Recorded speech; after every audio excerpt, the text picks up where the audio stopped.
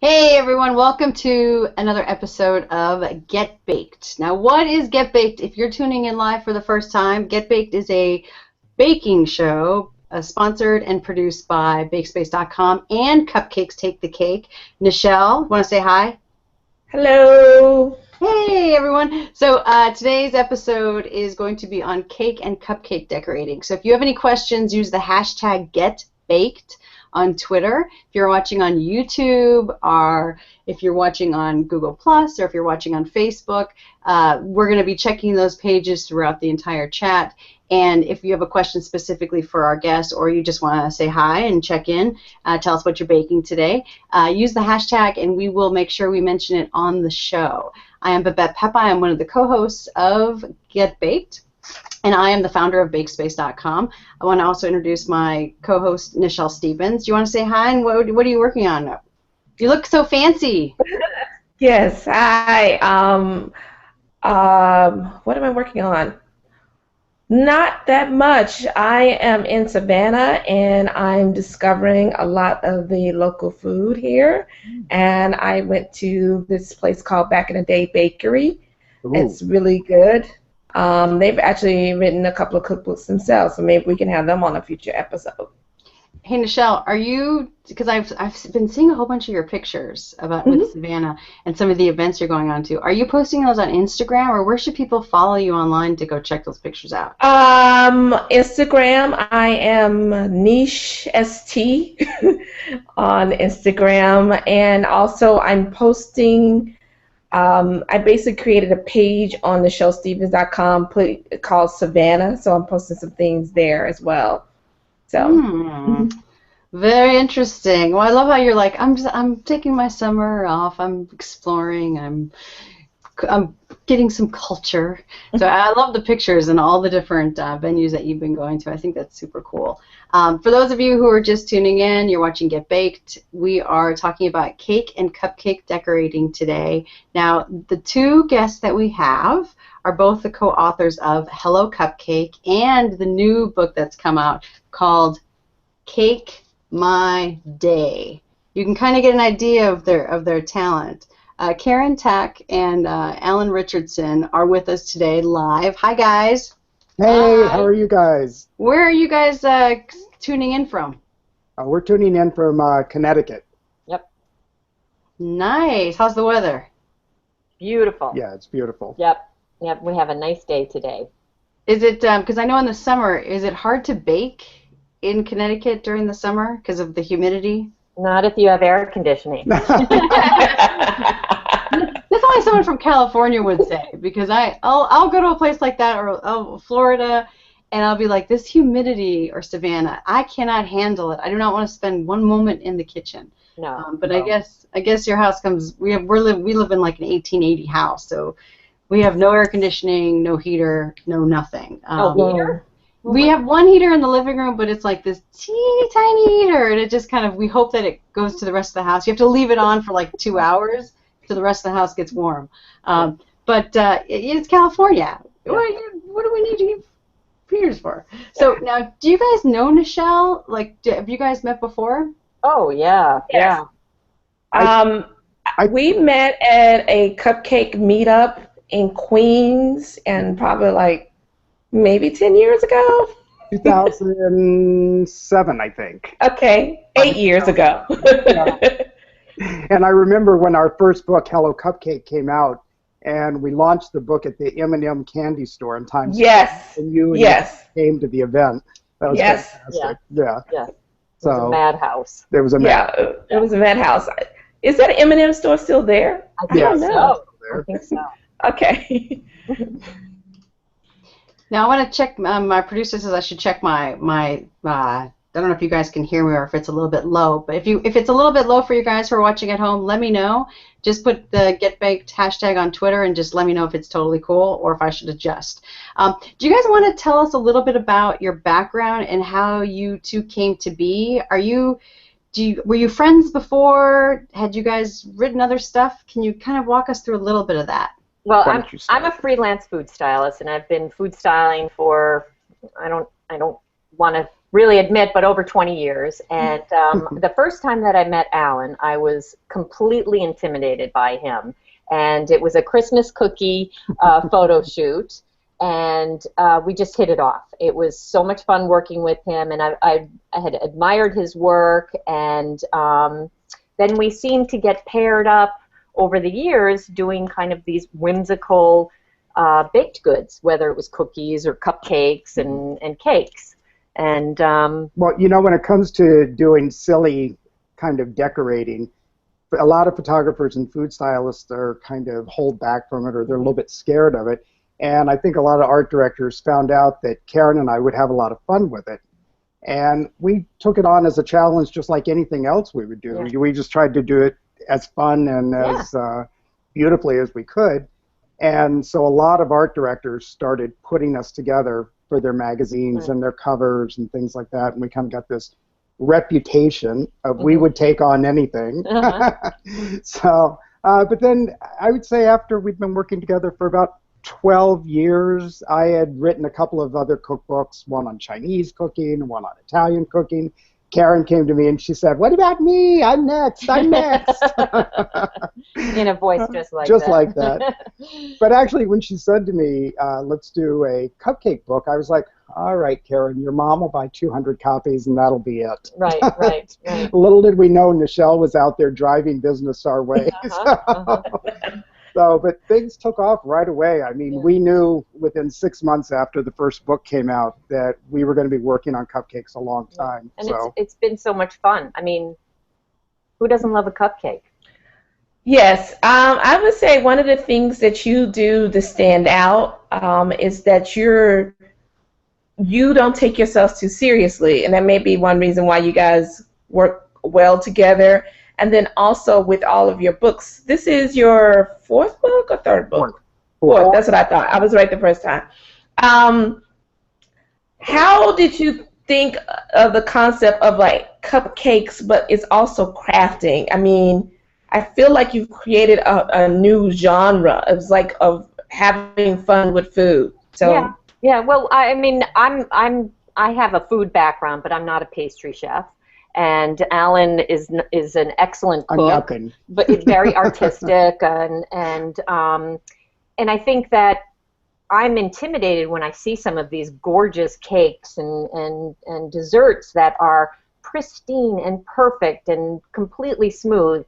And to remedy that, we'll just smash some candy or sprinkles on top of it, and it's great. Because when I was a kid, if you had a swirl of frosting, some sprinkles on top, woohoo!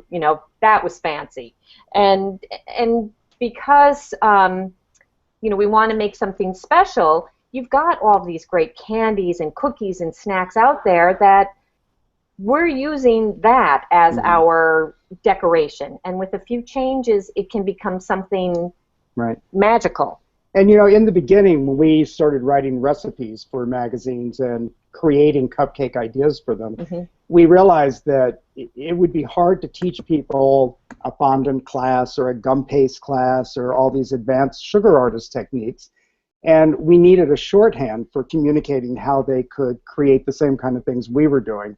And that's where the candy came in, because as I like to say, if I can teach somebody that a circus peanut looks like a goldfish, then their goldfish is going to look just like my goldfish. Right. So it was that way of using parts that were the same in California as they are in Georgia, as they are in New York. They're all going to look the same.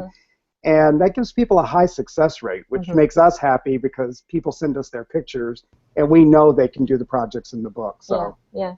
Because, like with Hello Cupcake, we're constantly hearing, oh my God, that's an M&M. Oh my God, that's a vanilla wafer. So it's that kind of I spy the familiarity, then it's like, oh, I can do that because I don't have to shape it or anything. It's done for me. That's great. I do feel like your books are very accessible, and another thing you guys have is more of a niche for, I guess, for families.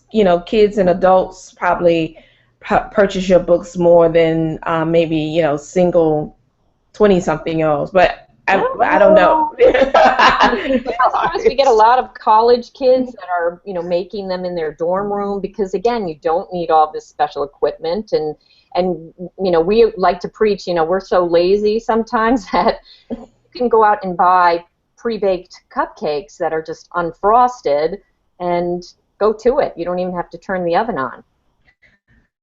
Yes, as soon as I said it, I was thinking to myself, no, this would be perfect for college students because college students love to celebrate birthdays or passing tests or whatever. So why not make some kind of cupcake craft to celebrate that? So you're right about that.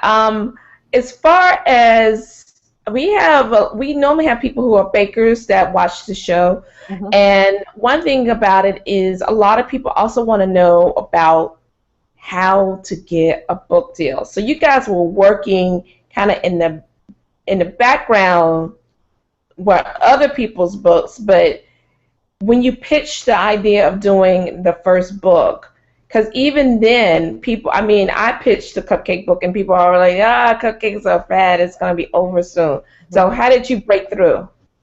Well, I was fortunate that Alan already had connections because he had co-authored several other books. But neither of us really had a name. I mean, I did a lot of work for magazines, but, it was really Alan's connections and... But it was also sort of being in the right place at the right time. Karen and I had already started developing the idea of the book and had taken photographs. Probably, so we had images. Probably even 24 projects we already had in the bank. Yeah. And we were actually working. Do you know Dory Greenspan?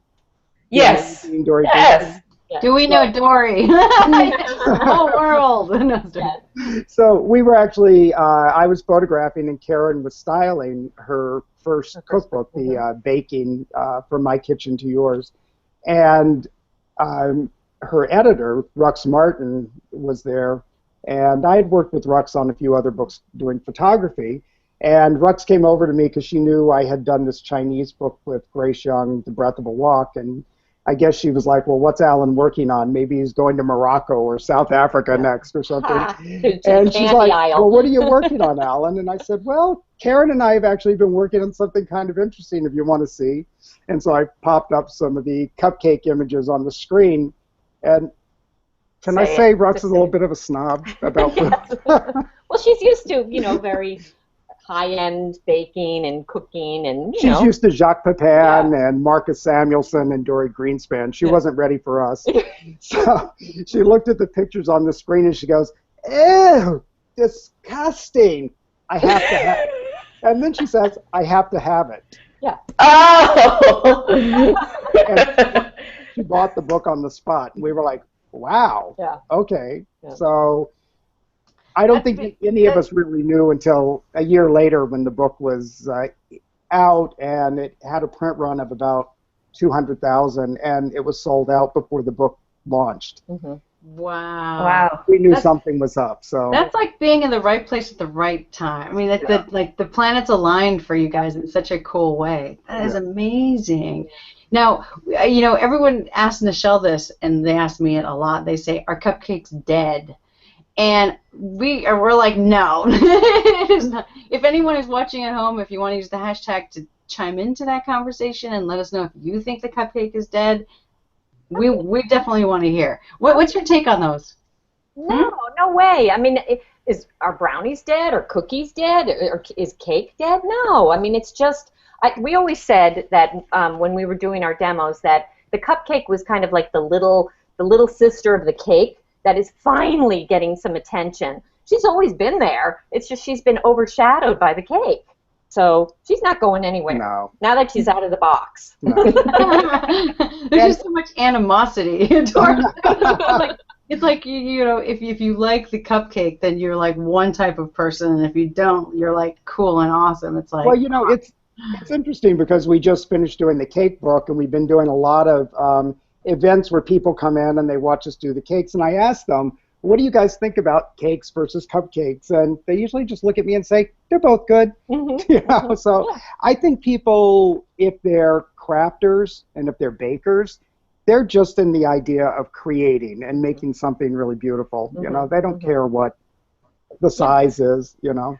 Yeah, Alan, I would definitely agree with you. I think where it's a division is when you talk to pastry chefs. Yes. I've heard many pastry chefs at restaurants say that they don't like cupcakes. And it might be really because they don't want to do them at their restaurant. It may not be, but they do other types of small cakes. They do things in ramekins. I think if anything, and actually I did a talk about this once, it's almost like cupcakes were like the gateway drug of like little desserts. I see all these little desserts now, cake pops and macaroons. Yes. Yeah, all these other tiny desserts. Yes. Yeah. Tiny desserts are in, and if it wasn't for cupcakes, I don't know if they'd be in. Right. It's not just cupcakes. I'm getting tiny entrees when I go out to dinner too. And I'm not happy about that.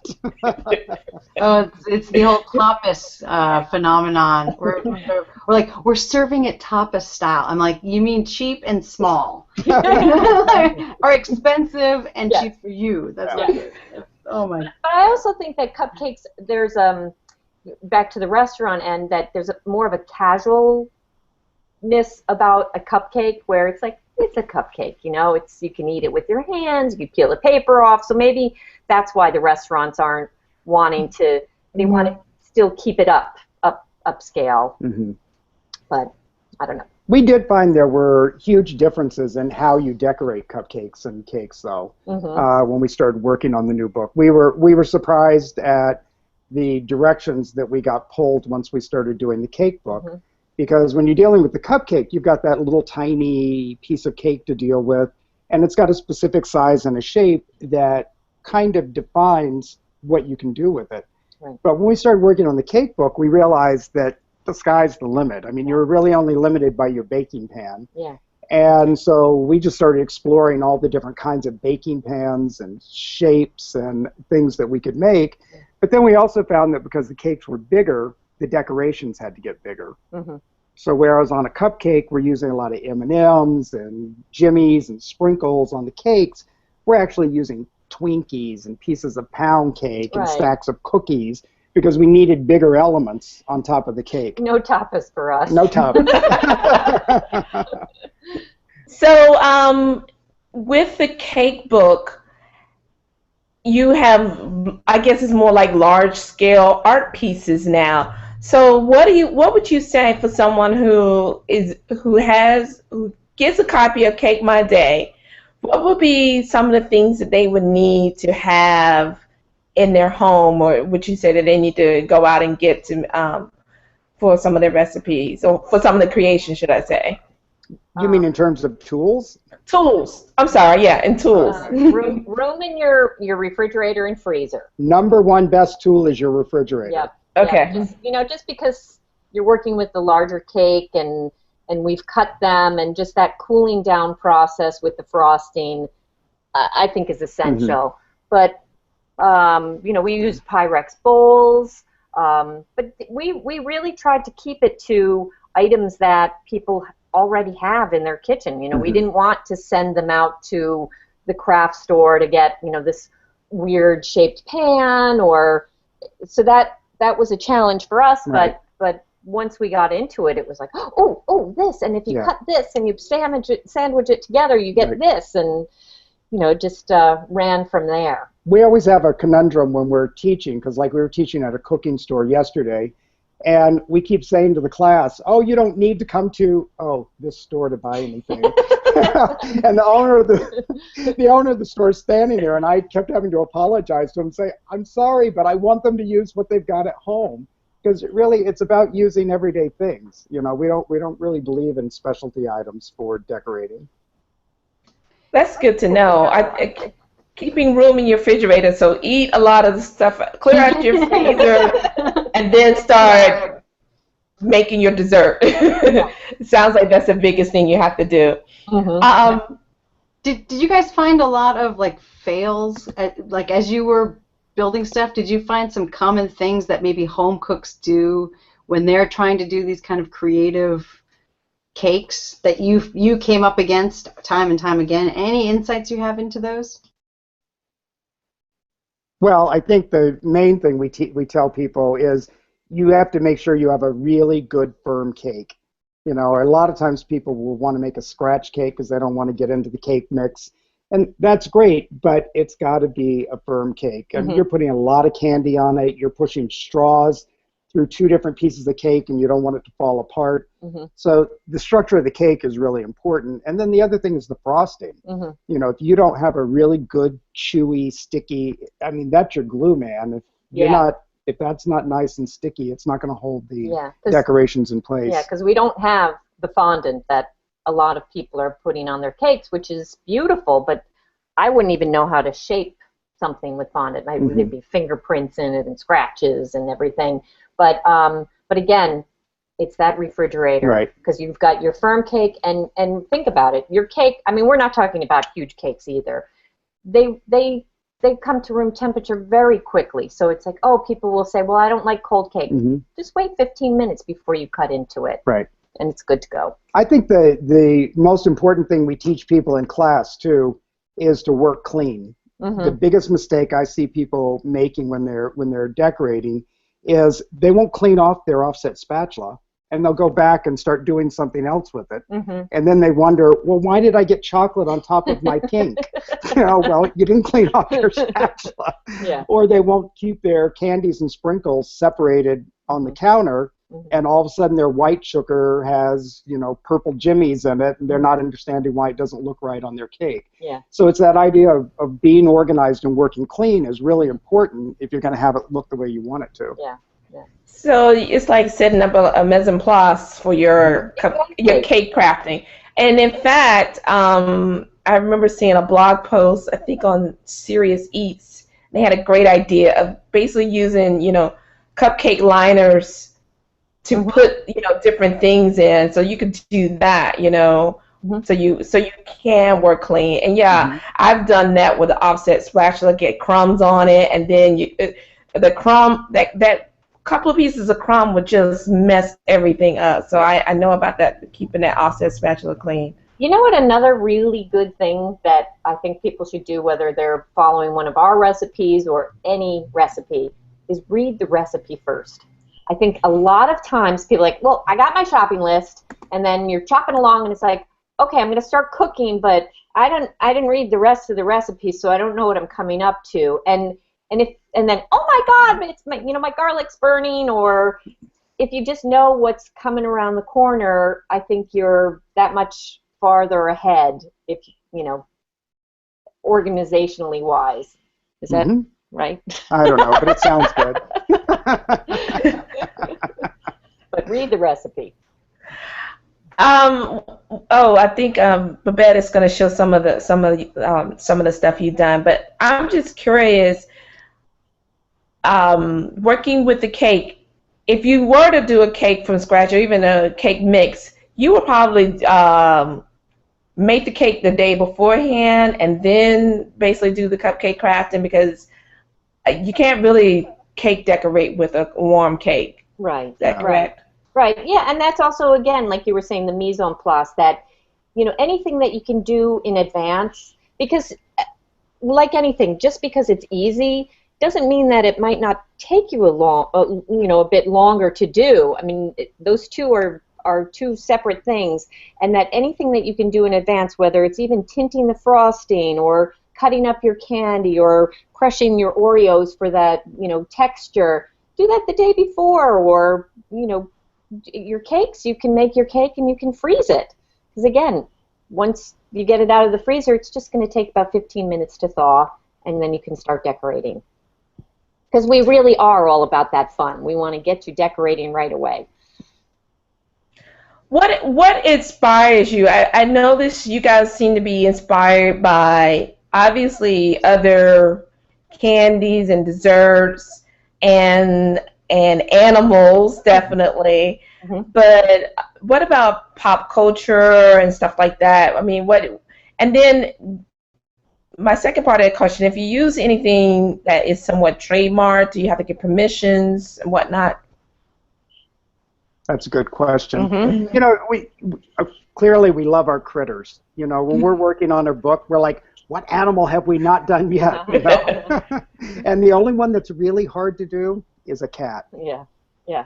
What? Yeah. Yes, we can never make them as cute as they really are. And we make them, and we just look at it and we're like, where did we go wrong? Yeah. We think we finally found the answer to cats, and it has to do with the big friendly cheeks and getting the nose and the cheeks right. But it was hard to solve. I don't know why. But we've done nearly every critter you can imagine. But you know, we haven't done a hedgehog. No, we haven't done a hedgehog. But we like pop culture. You know, in the book there are a lot of things influenced by artists. There's a Roy Lichtenstein type painting in there. There's a Keith Haring inspired painting in the book. Yeah. So we really like playing off of those cultural references. There's even a Gary, Indiana, I think it was, the peace sign. See it back there behind us? Yes, I see it. We do like using those kinds of things, but we do steer away from anything copyrighted. Yeah. You know, if you're doing something for yourself or for a party, that's great. You know, go ahead and do Mario or, you know, Spider-Man or whatever. But if you're doing it for publication or for resale in any way, you really should steer clear of it and just do something original. And that's what we try to do, is just stay with original characters and ideas. That's good to know, because I have seen some probably protected brands in some, especially anything from the Children's Television Workshop I've seen in bakeries. I'm really surprised people haven't gotten in trouble. Oh, but Babette's holding up the Keith Haring. Yes, isn't that beautiful? Yeah. And those are nerds on the side of the cake, nerds candy. Oh. So we decided that the guys dancing are also nerds. Yeah, so it's that close up. And that's a great technique. That's one of our easy sugar smash techniques. Yeah. And that's that idea we were talking about, like not having to be a perfect decorator. That's a project where if you can get the frosting on the cake and pipe out and fill in with color, it doesn't matter how messy it is. When you add that sugar to the top, Babette, and you start smashing it in, it gives it that beautiful, smooth coating that solves all your problems for you. It just makes everything, you see how the sugar and the color and the frosting is coming together, and then in the end, it just makes this beautiful design for you. Actually, the peace sign is that same technique as well. Right, the peace sign behind us. It gives it a certain depth, too, I think, the sugar. Now, let me see if I can show this up close so they can see when it focuses. So all that is, Karen just did little blobs of color all around the peace sign, right? And once she got all the blobs of color in place, she sprinkled the top with white decorating sugar, smoothed it out with an offset spatula, brushed it with a clean pastry brush, and boom, you got it. Yeah. So what is that when you cut that? Is that trouble when you cut it or anything like that, or it's almost like they're all such small little fine pieces that goes right through? Yeah, no, it's small pieces, so it doesn't, it may drag a little through the frosting, but Nichelle, we were talking about the sprinkles, right? Yes, and I talked about how I'm seeing sprinkles everywhere, and I feel like sprinkles are, I don't know of a new trend, but sprinkles are like everywhere. Yeah. Well, they are when you decorate too, on the floor, the rug. But I think actually we need some more sprinkles, because going into the grocery store, you just see so few. Now do you like our toaster? That's a fun technique, Babette. Do you want to? Go ahead. Well, that's it looks like fondant, right? Yeah. It's actually canned frosting, tinted red, and we stick it in the microwave to melt the frosting, and then pour the melted frosting over the cake, and it makes a smooth coating. Imagine, think of when you go get a chocolate bonnet on your ice cream cone in the summer. Yeah. It's the same concept. Oh, interesting. I was looking, I think I saw a picture of that. Is this the same there's technique? A shot afterwards. Is that the same technique you used? Yes, that's the same technique. Okay. And so it hardens too, and if your cake is on the cool side because you've had it in the freezer, and your frosting's warm, the frosting just hardens right onto the surface of the cake. Like magic shell. Yeah. Yes. It doesn't get that hard, but yeah. I wish magic shell tasted better. Yeah. It was like this cool concept, but it was not good. And I noticed you use a lot of these like sprays and stuff. We only use the spray for the handle on the slot machine, and for that the marshmallows on the sea turtle. Yeah. So we didn't use it too much because again that's a little bit of a specialty item. But you could brush the top of your marshmallow with some food coloring as well. Oh, here I'll show the end result. Yeah, I love that guy. That's cool to use marshmallows to kind of show like the back of a turtle. I love that texture. Well, we love marshmallows. I think that's one of my favorite candies to work with because it's just so versatile. Yeah. And another interesting thing we did in this book was we decided to go inside the cake. We kind of decided we wanted the cakes to say wow twice. And so we put insides in the cake. I don't know if you saw the ladybug cake or the purse. The purse, any number of the cakes. If you look at page, here's your cat. Here's your cat. Yeah, that we finally got it, right? Yeah, absolutely. But if you look on page 48, 49, you'll see we created all these different ways to decorate the inside of the cake. I don't know if you guys can see that. Because one of the things we realized when we went from cakes to cupcakes to cakes, there was so much more cake to deal with, and we can't leave anything alone. I mean, Karen always says she's more is more, and it's true. She can't leave anything. More is more. More is more. That's my motto.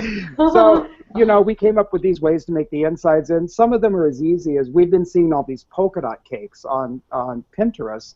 And some of them are pretty complicated to get a heart inside your cake or a dot or a square. And I don't know why it just seemed to us it was a lot easier to go buy a box of Dunkin' Munchkins and put them in your batter. And when you bake the cake and slice it, you've got polka dots on the inside.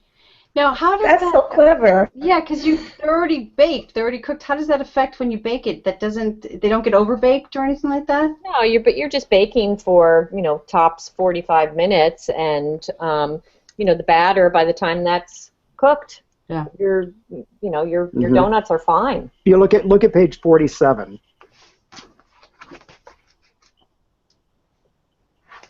Oh yeah. So let's see. So they look like this. That's the end result. And it's the easiest thing in the world, and and it's just as pretty as all those complicated projects that I see on Pinterest. Your cakes are way more like 3D. It's almost like you need glasses for these cakes. That's a good idea. Included. Which actually brings me to, your cakes are very visual. Have you guys thought of doing some kind of app or game related to your cakes? Is that something kind of down the pipeline or something in the works? Well, we already have an app, and I thought you bought the first one, Nichelle. Okay, yes. I'm sorry. This was years ago. Whoa! Did you guys see this? I don't know if you can see it. Oh yes. Oh yeah. I saw it and I reviewed it on the site. This was a while ago. Yep. But I guess actually, you know what? PopUp Book. That is something. That's something. That's a new idea. Yeah. Yes. Definitely. A pop-up. That would be a cool cookbook. Yeah. Like just because you can actually see like the scale of what it should become. You're welcome. When you guys make that book, you have to make sure you mention Nichelle and I. Okay. Karen's dream is to do a book with no words. Oh. Just pictures from beginning to end. Yeah. Back to that. Oh, this is cool. This is cool what you guys did here. So you took donuts. And an ice cream cone. And then you basically made this. That's so cute. Are each one of those a new donut? Just no, that's a cake baked in a Pyrex bowl. Oh. We did bake on that one, and then just the additions are this is the donut. The cupcake, donuts, and an ice cream cone. And a cupcake. Yeah. Yep. And the ice cream cone is right here in the middle? At the bottom. No. Oh, at the bottom here. Yeah. Very cool. How big is that cake? Well, was that the 2-quart? It's like probably about 14 inches long, maybe 8 inches wide. Yeah, not huge. It was not easy figuring out the serving portions on these cakes. I mean, really, how many people does one ice cream cone feed anyway? I didn't, because I just got the book, but I didn't take because the Hello Cupcakes, it's like you eat into it and that's it. Do you explain how you cut the cake? Oh, definitely. We hold your hand the whole way and take you through step by step. So we don't leave you alone. Do you guys have any advice for, we only have about like 5 minutes left of the show. Went by super quick. Yes. Do you guys have any advice for people who are at home baking cupcakes, baking cakes, on what they should do, some of the key takeaways of what your book offers, but also maybe just some advice for some of the home cooks who are thinking about being a little bit adventurous, and they go into Pinterest and they see great cakes, and then it's like they come home and fail. Anything to make them a success when they're using your book, or some basic baking tips you guys have? Well, you have to remember it's just a cake and it's just a cupcake. Okay, it's not brain surgery, and if it doesn't work out for you, it's okay. but I think that using your imagination and that refrigerator.